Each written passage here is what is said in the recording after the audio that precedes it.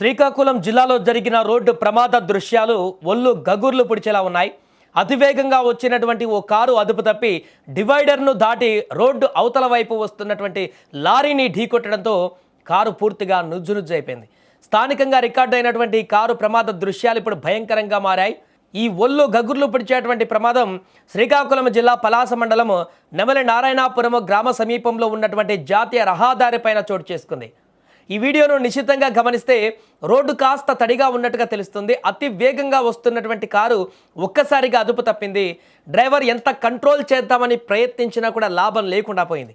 Car నేరుగా మధ్యలో ఉన్న డివైడర్లోకి దూసుకువెళ్ళి ఆ వేగానికి అవతలి రోడ్డు వైపు ఉన్నటువంటి లైన్లోకి ఎగిరిపడింది. సరిగ్గా అదే సమయంలో అటువైపు నుంచి వస్తున్నటువంటి లారీని బలంగా ఢీకొట్టింది. ఆ లారీ డ్రైవర్ వెంటనే బ్రేక్ వేయడంతో పెను ప్రమాదం తప్పింది. కానీ కారు మాత్రం నుజ్జునుజ్జైపోయింది. ఇంత భయంకరమైనటువంటి యాక్సిడెంట్ చూశాక కారులో ఉన్నవారు బతికి బట్టకట్టడం అసాధ్యమని ఎవరికైనా అనిపిస్తుంది. కానీ కారులో ఉన్నటువంటి వారు ముగ్గురు గాయాలతో బయటపడ్డారు. కారులో ప్రయాణిస్తున్న ముగ్గురు వ్యక్తులు ఒడిశా రాష్ట్రం గజపతి జిల్లా పర్లకిమీడికి చెందినటువంటి వారుగా వారందరినీ గుర్తించారు. వీరంతా పూరి జగన్నాథ స్వామి దర్శనానికి వెళ్ళి వస్తుండగా ఈ యొక్క ప్రమాదం చోటు చేసుకుంది. జగన్నాథుడి దయ వల్లే ప్రాణాలతో బయటపడ్డారంటూ కూడా బాధితులు ఇప్పుడు చెబుతున్నారు.